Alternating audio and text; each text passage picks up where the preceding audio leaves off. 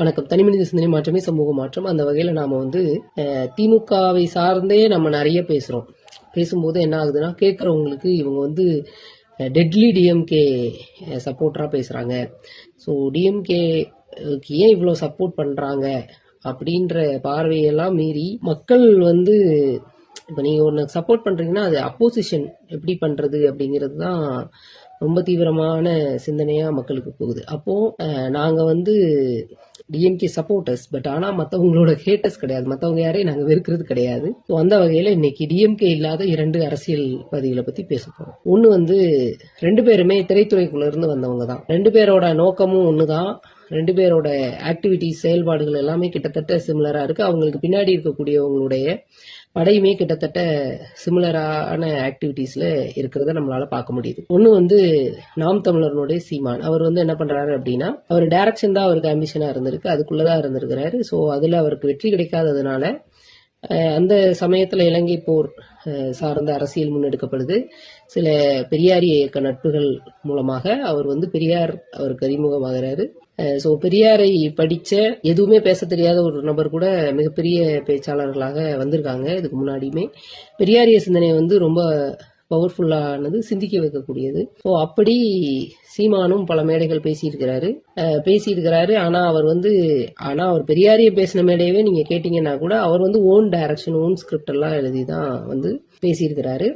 ஏன்னா அவர் டைரக்ஷன் தான் அவருடைய தொழில். அதில் அவர் ரொம்ப சின்சியராக இருந்திருக்காருன்னு தான் நான் சொல்கிறேன். ஸோ அப்படிதான் அவர் நிறைய ஸ்கிரிப்ட் ரைட்டிங், அப்படிதான் இலங்கை போரை பற்றி கூட அவர் நிறைய அவரோட ஓன் ஸ்கிரிப்ட்ஸ் தான் நீங்கள் நிறைய கேட்டிருப்பீங்க. உண்மையான இலங்கை போரே அவர் பேசி ஒரு வருஷம்லாம் அவர் ஆசை தீர அவர் ஸ்கிரிப்ட் ரைட்டிங் எல்லாம் முடிச்சதுக்கு அப்புறம், டைரக்ஷன் எல்லாம் எல்லா ஸ்டேஜ்லயும் பண்ணதுக்கு அப்புறமா தான் அவருக்கு எதிர்குரல் வலுவாக வர ஆரம்பிச்சது. ஐயோ, நடக்காத ஒரு விஷயத்த பெரிய படமா போட்டு காட்டுறாரே அப்படின்னு சொல்லிதான் அவரை எதிர்த்து உண்மையிலேயே அங்க இலங்கை போரை யார் ஆதரிச்சாங்க, யார் இலங்கை மக்களுக்காக போராடினாங்க அப்படிங்கிற தகவல்கள் எல்லாம் வெளியில வந்தது. ஸோ இவர் அவர் ஒரு பேசிக்கா ஒரு டைரக்டர். இன்னுமுமே மேடைகள்ல அவர் டைரக்ட் பண்ணிட்டே இருக்கிறாரு. தொடர்ந்து ஸ்கிரிப்ட் எழுதுறாரு, டைரக்ட் பண்றாரு. அதை அவர் தொடர்ந்து சின்சியரா பண்ணிட்டு இருக்கிறாரு. அவருடைய டைரக்ஷன்ல அவருடைய கட்சியை சார்ந்த பெண்கள்லாம் நல்லா நடிச்சிட்டு இருக்கிறாங்க. கோவை கார்த்திகாவாகட்டும், நியூர் இஸ்லாமிய பெண் நடிக்கிறாங்க பயங்கரமா. ஸோ இதெல்லாம் அவங்க பண்ணிட்டு இருக்காங்க. அடுத்தது நடிகர் விஜய். அவர் நடிப்பு துறையில அவர் எதுவுமே இல்லாம ஸ்டார்ட் பண்ணியிருந்தா கூட அவருடைய பழைய கால படங்கள்லாம் பாத்தீங்கன்னா அவருக்கு அவ்வளவு ரசிகர்கள்லாம் இருந்திருக்க மாட்டாங்க. காலப்போக்கில் அவர் அவருடைய அவர் தமிழ் மக்கள் ஏத்துக்கிட்டாங்க. அவர் ஒரு மிகப்பெரிய ஸ்டார் இல்லையா, லீடிங் ஸ்டாரா இருந்தாரு. படத்துல நடிச்சு லீடிங் ஸ்டாரா இருந்தா கூட அவருக்கு அடுத்த கட்ட ஆசை தமிழ்நாட்டினுடைய முதலமைச்சர் ஆகணும் அப்படிங்கிறது அவருடைய ஆசை. அதனாலதான் அவர் அரசியலுக்கு வர்றாரு. மக்கள் சேவை அப்படிங்கிறது அப்பட்டமான ஒரு பொய். ஏன்னா மக்கள் சேவை செய்யறவங்க திராவிட இயக்கங்கள்ல இருக்கக்கூடிய தோழர்கள் இருக்காங்க, அண்ட் கம்யூனிஸ்ட் தோழர்கள் பலர் இருக்காங்க. இவங்க எல்லாருமே தன்னுடைய சுய வாழ்க்கையை தொலைத்து முழுக்க முழுக்க தன்னுடைய ஏர்னிங்ஸை, தன்னுடைய அவ்வளவு மூளை சிந்தனைகளை, அவங்களுடைய ஒர்க், அவங்களோட ஒவ்வொரு நாளையும் மக்களுக்காக செலவு பண்ணிட்டு இருக்காங்க. இங்க இருக்கக்கூடிய உழைக்கும் வர்க்க மக்களுக்காக, இங்க இருக்கக்கூடிய ஜாதி இழிவுனால பாதிக்கப்படக்கூடிய மக்களுக்காக, பெண்களுக்காக, இப்படி உண்மையிலேயே போராளிகள், மக்களுக்கான செய்யணும்னு விருப்பப்படுறவங்க களத்துல போராளிகளாக போராடிக்கிட்டே இருக்காங்க. அவங்க பதவிக்கு வர்றதில்லை. ஸோ பதவிக்கு வரணும் அப்படிங்கிறது தான் விஜயோடைய ஆசை. அதை முதல்ல விஜயுடைய ரசிகர்கள், அப்புறம் அந்த கட்சியை சார்ந்தவங்க அக்செப்ட் பண்ணிக்கணும். ஃபர்ஸ்ட் ஃபேக்ட் அக்செப்ட் பண்ணிக்கணும். ஆனால் அக்செப்ட் பண்ணிக்க மாட்டாங்க. ஏன்னா அவங்க நடிகர்கள், அதில் அவங்க தொழிலில் தான் அவங்க சின்சியராக இருப்பாங்க. அந்த அடிப்படையில் அவர் என்ன பண்ணுறாரு அப்படின்னா, சீமான் எப்படி எல்லா மேடைகள்லையும் டைரக்ட் பண்ணுறாரோ அதே மாதிரி விஜய் அவருக்கு கொடுக்குற டயலாக்ஸை ஒரு நடிகராக அவர் மேடையில எல்லாம் நடிச்சுட்டு போயிடுறாரு.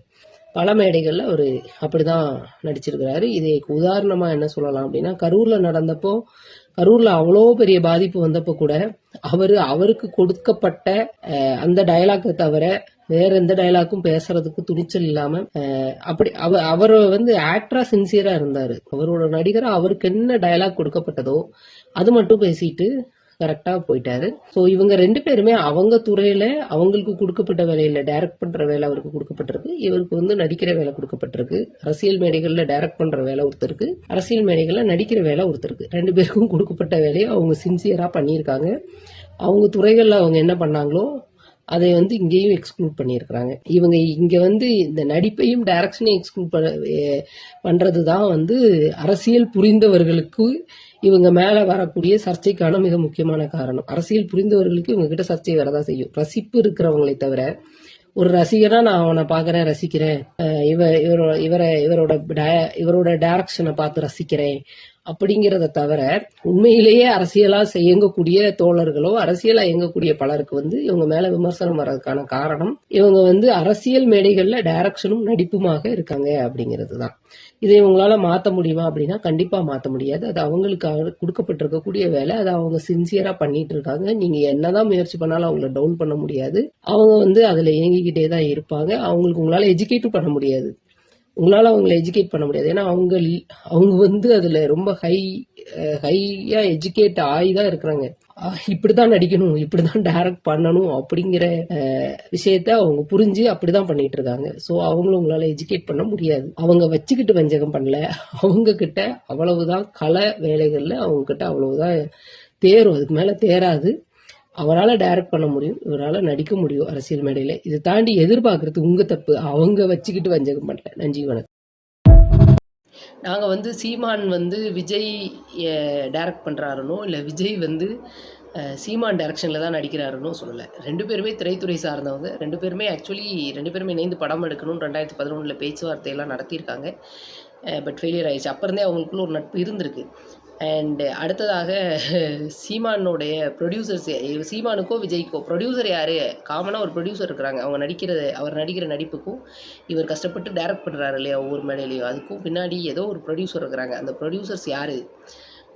அப்பப்போ ஒரு ப்ரொடியூசர் வர மாதிரி தெரியுது. அப்போது சில ப்ரொடியூசர்ஸ் இவருக்கு விஜய்க்கு பின்னாடி அமைதியாகவே இருந்துடுறாங்க. சில ப்ரொடியூசர்ஸ் வந்து இவருக்கு மேடை கொடுக்குறாங்க. இந்த மாதிரி இவங்களோட ப்ரொடியூசர்ஸ் திடீர்னு வர்ற ப்ரொடியூசர்ஸை நீங்கள் கவனிச்சிங்கனாலே இவங்களுடைய அரசியல் பின்புலத்தை நீங்கள் புரிஞ்சிக்க முடியும். ஸோ இவங்க வந்து சீமான் வந்து பிரபாகரன் அரசியல் தான், இலங்கை அரசியல் தான் பேசினார்.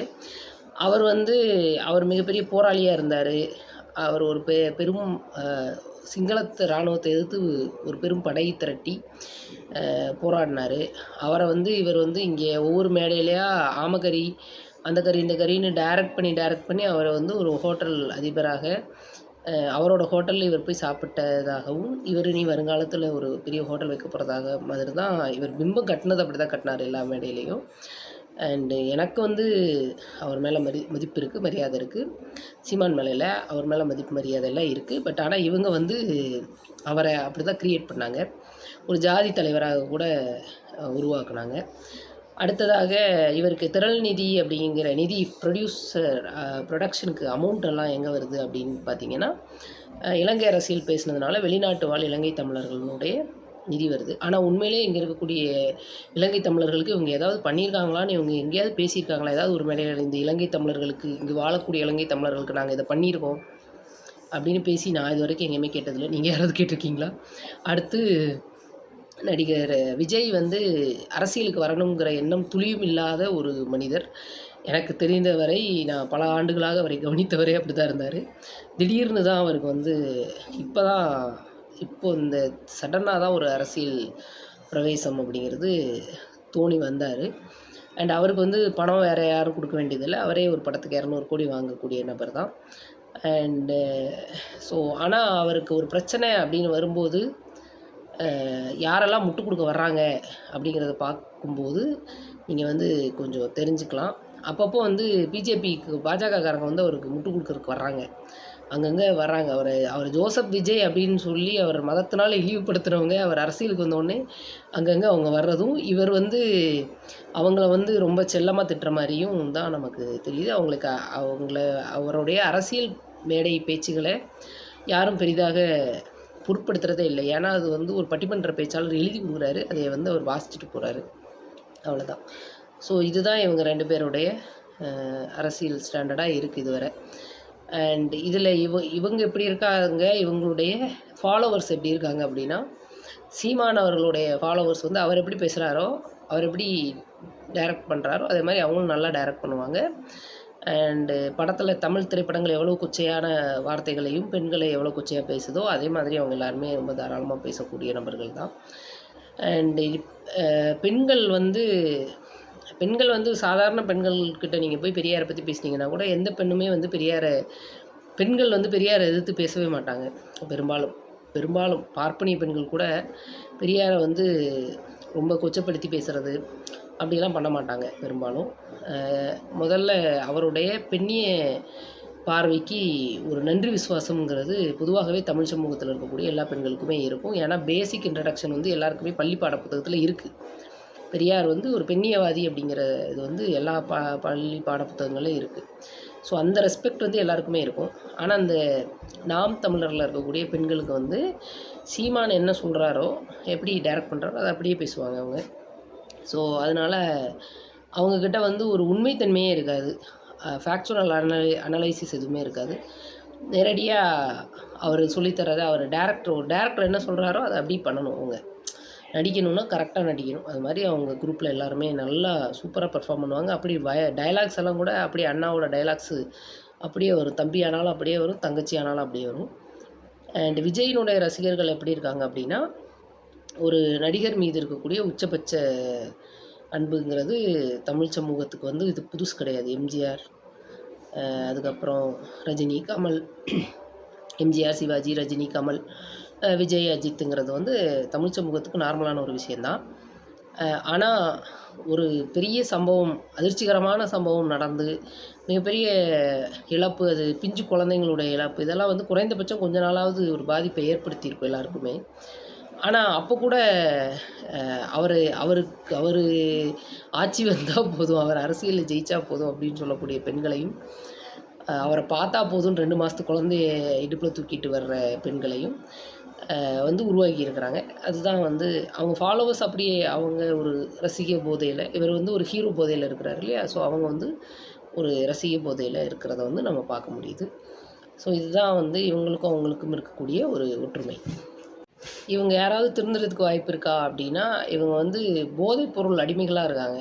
ஸோ போதையில் இருக்கக்கூடியவங்க திருந்துறதுக்கான வாய்ப்பு இருக்கா அப்படிங்கிறது தெரில நமக்கு. சிந்திப்பாங்களா? சிந்திக்க தெரியுமா அப்படின்றது தெரில. ஒரு பாட்டு போட்டு இந்த ஜக்கி வாசுதேவ் ஆசிரமத்தில் ஆடுறாங்க பாருங்கள், அவங்க எங்கேயா சிந்திப்பாங்களா? சிந்திக்கிறதுக்கு வாய்ப்பு இருக்கா? இல்லை. ஸோ சிந்திப்பாங்களா? சிந்தித்தா அரசியல் ரீதியாக அவங்க டிபேட்ஸ் நடத்துவாங்க, மாற்றங்கள் வரக்கான வாய்ப்பு இருக்குது. ஆனால் ரசிக போதை அங்கே அந்த பக்கம் இருக்கிறது அண்ணன் தம்பி அப்படிங்கிறதெல்லாமே வந்து அது வந்து திரள் நிதி பிழைப்புவாத அரசியல் தான். அவர் முழுக்கவே பிழைப்புவாதம் தான். இன்றைக்கி ஒன்று பேசுவார், நாளைக்கு அதை அப்படியே ட்விஸ்ட் பண்ணிடுவார். விஜய்க்கு வந்து இன்றைக்கி என்ன பேசினார்னு அவருக்கு ஞாபகம் இருக்காது. ஏன்னா அவர் வேற ஒருத்தர் எழுதி கொடுத்து கூட பேசலாம், படித்து அது என்ன கண்டென்ட்னு புரிஞ்சுக்கிட்டு பேசலாம். இது அது கிடையாது. வேற ஒருத்தர் எழுதி கொடுக்குறதே அவர் பேசுகிறாரு. நாளைக்கு வந்து அந்த மேடையில் அடுத்த மேடைக்கு போகும்போது ஸ்கிரிப்ட் மாறிடும். அந்த கேரக்டர் அன்னைக்கு எந்த கேரக்டராக நடிக்கணுமோ அது மட்டும்தான் பண்ணுவார். ஸோ கரூரில் அவ்வளோ பெரிய இழப்புக்கும் அவர் வந்து பெரிய மனிதாபிமான இது ஒன்றும் காட்டலை. அதை வந்து இது இவங்க வந்து அவ்வளோ ஈஸியாக கடந்துட்டாங்க. இங்கே இருக்கக்கூடிய பெண்கள்லாம் தாய்மை, பெண்மை அது இதுங்கிறாங்க. நாங்கள்லாம் வந்து பயங்கரமாக இதெல்லாம் மறுக்கக்கூடிய பெண்கள். ஆனால் எங்களால் அதை தாங்க முடியல. இன்னமுமே கோபம் வருது அந்த இன்சிடெண்ட் பார்க்கும்போது. பட்டு பொது சமூகம் வந்து அவருடைய ரசிகர்கள் வந்து ரொம்ப எளிமையாக கடக்கிறத நம்ம பார்க்க முடியுது. ஸோ இவங்க யாருமே திருந்துறதுக்கான வாய்ப்பு இருக்காங்கிறதுல எனக்கு திருந்துவாங்க அப்படிங்கிறதெல்லாம் இல்லை. அவரவர் ஸ்டாண்டர்டில் தான் இருப்பாங்க. அண்டு இவங்க வந்து அவரோட ஒரு 5% ஓட்டை வந்து இவர் வாங்குறதுக்கான வாய்ப்பு இருக்குது.